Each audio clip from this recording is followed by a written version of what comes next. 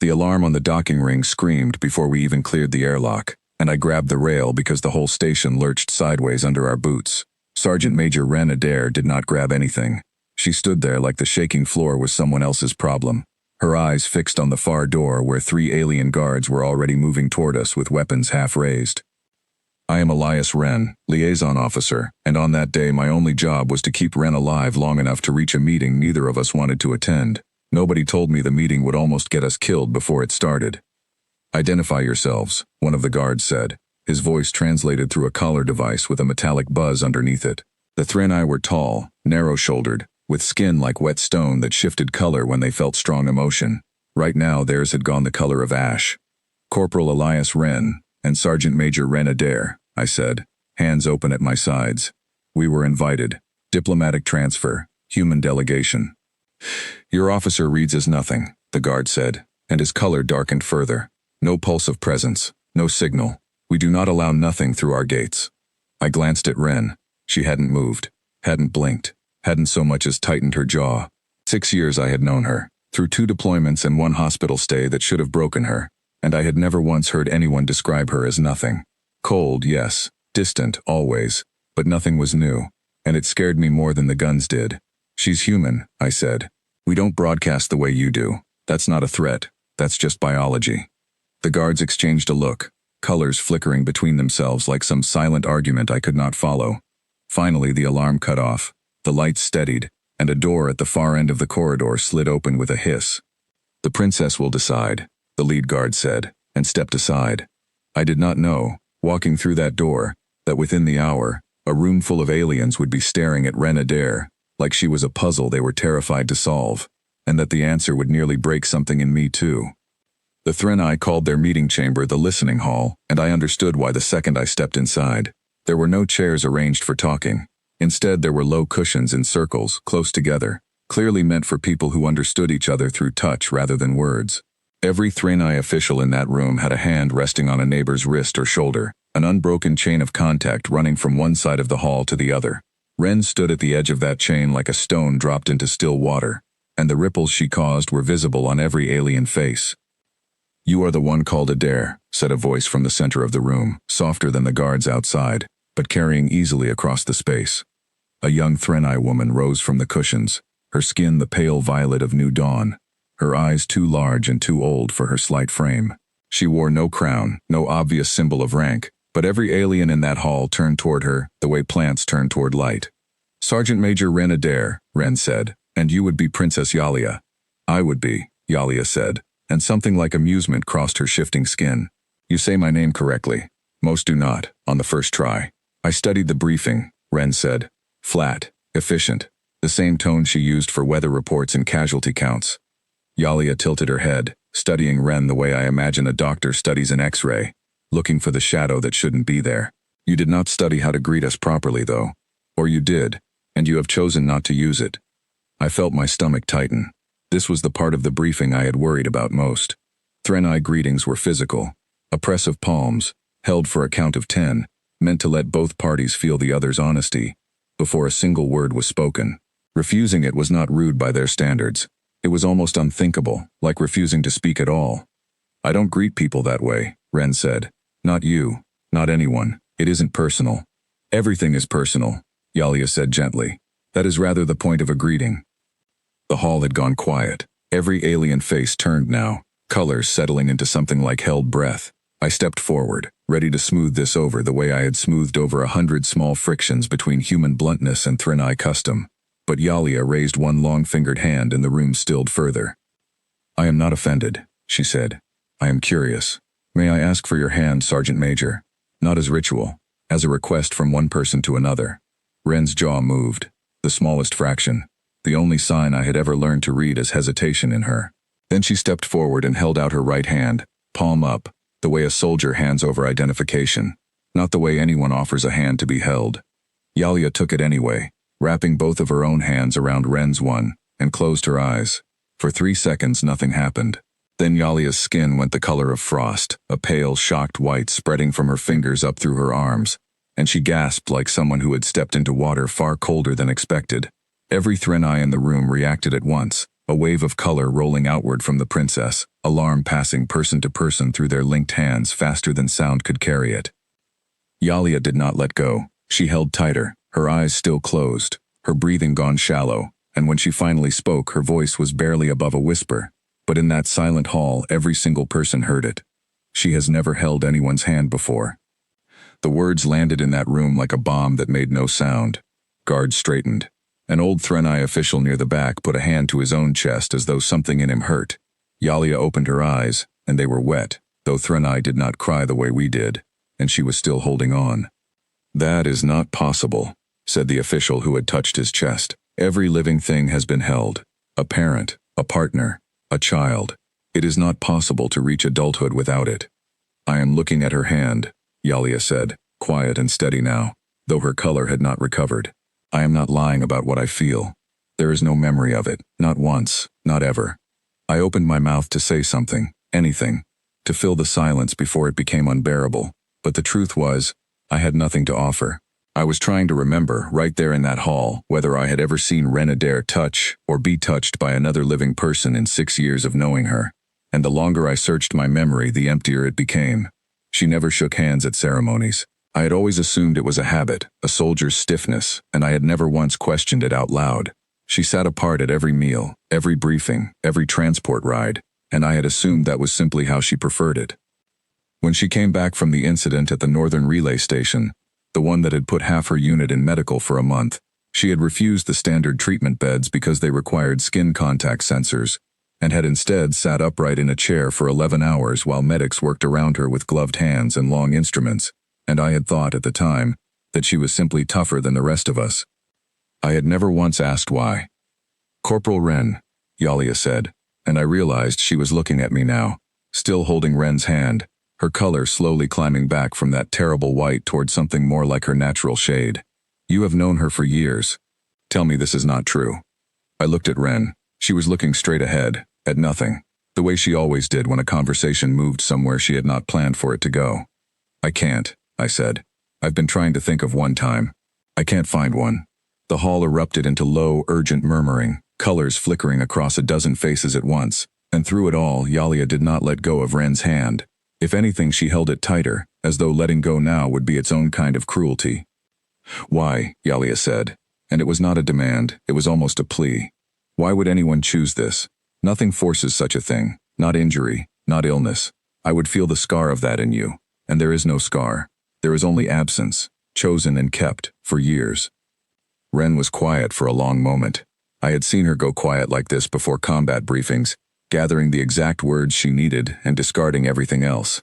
When she finally spoke, her voice was steady, but I caught the smallest crack in it, so small I might have imagined it if I hadn't known her so long.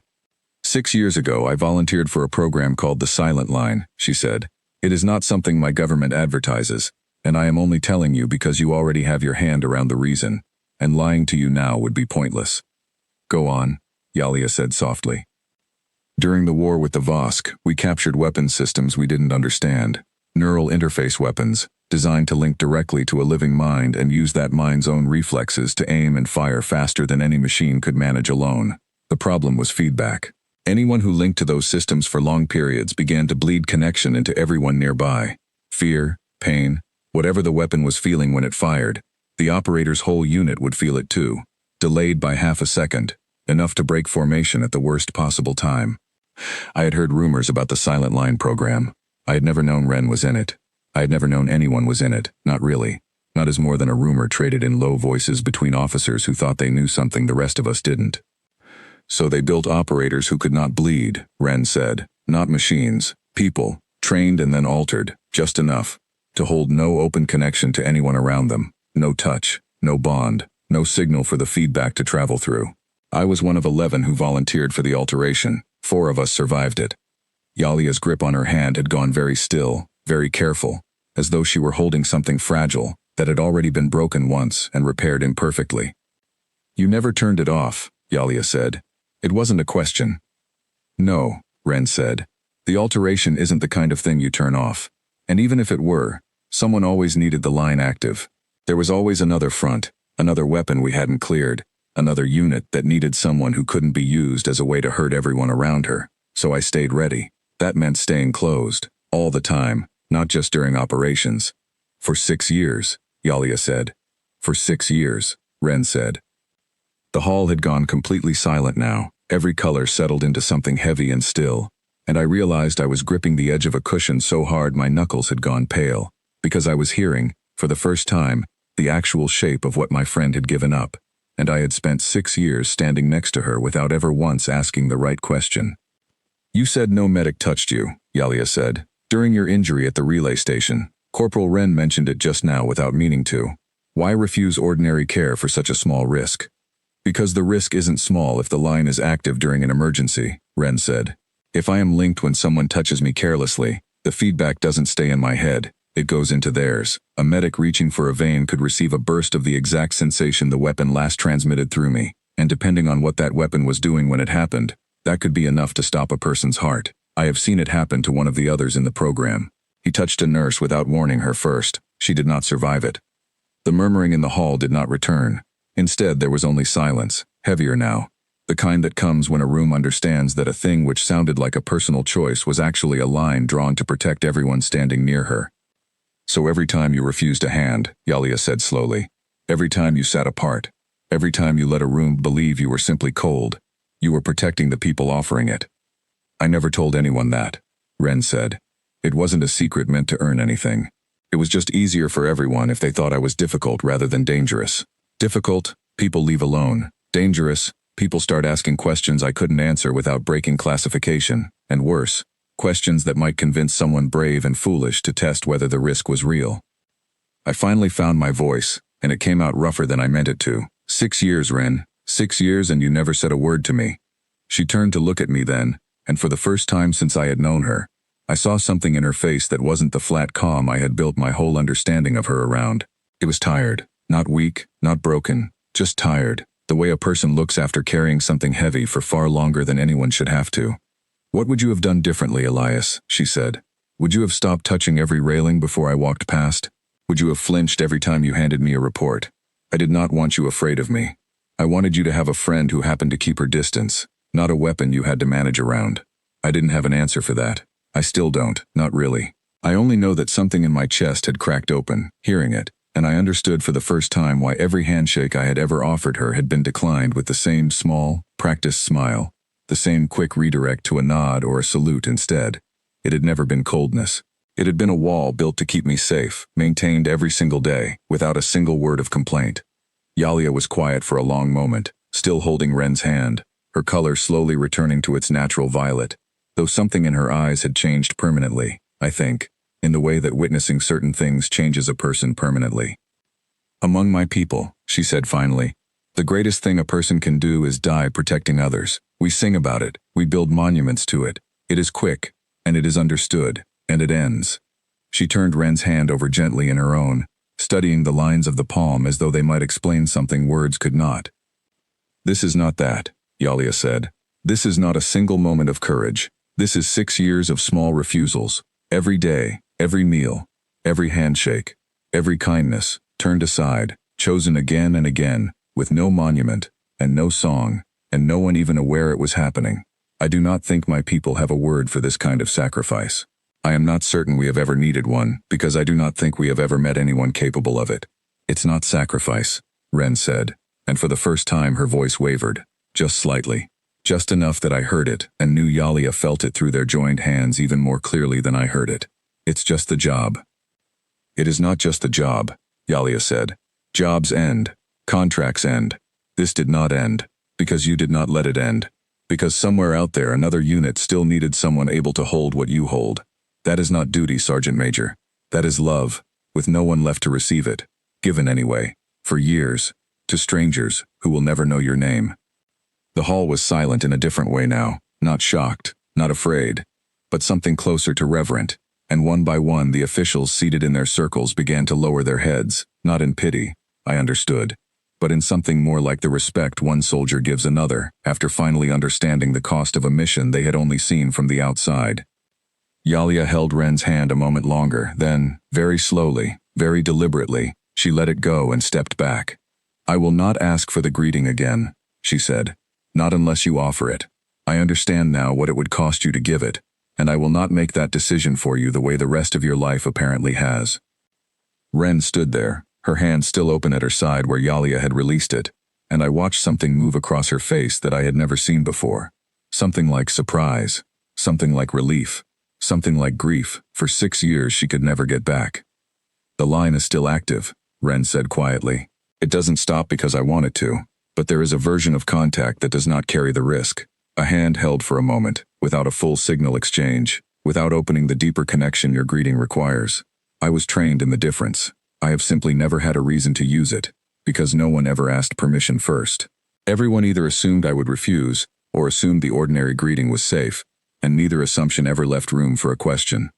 Yalia's color brightened, something warm spreading through the violet like dawn breaking properly for the first time. "Then I am asking," she said. "Not the full greeting, only this, only if you are willing." She held out her hand again, palm open, patient, and waited. I watched my friend, the woman I had stood beside through fire and silence, and 6 years of a distance I had never understood, look at that open palm for a long moment. I watched her decide, the way she decided everything, with careful, deliberate weight, no rush, no performance for the room watching her. Then she stepped forward and placed her hand in Yalia's, palm to palm, fingers curling gently closed around each other, and held on. Nothing catastrophic happened, no alarm sounded, no one's heart stopped. There was only a young alien princess and a human soldier standing quietly together in a hall full of watching officials. 2 hands joined in something small and ordinary and, for one of them, entirely new. "There," Yalia said softly, smiling in that strange shifting way her people smiled, color warm all the way to her fingertips. "That was not so terrible, was it?" "No," Ren said, and her voice had gone soft in a way I had never once heard in 6 years of knowing her. "It wasn't." I stood at the edge of that circle, watching the 2 of them, and I understood that I had come to this meeting expecting to negotiate treaties and settle formalities between 2 species, learning to trust each other. Instead, I had watched something far quieter happen, something that would never make it into any official report, something that had nothing to do with borders or alliances or the war we had all survived. I had watched a woman I thought I knew completely reveal a cost she had carried alone for 6 years, not because anyone forced her to, not because any medal was waiting for her at the end of it, but because somewhere, always, someone else needed to be safe more than she needed to be held. And I had watched a room full of strangers, who understood the world through touch the way we understood it through words, recognize that cost the instant they felt it, and honor it without hesitation, in a way I was ashamed to admit I never had. Ren's hand stayed in Yalia's a moment longer, then slipped free, and the meeting continued from there, treaties and formalities exactly as scheduled, as though nothing extraordinary had happened at all. But I knew better. I had been there. I had watched a princess whisper 8 words that cracked open 6 years of silence, and I had watched my friend, for the first time since I had known her, let someone hold her hand simply because they asked, and because, at last, she let herself say yes.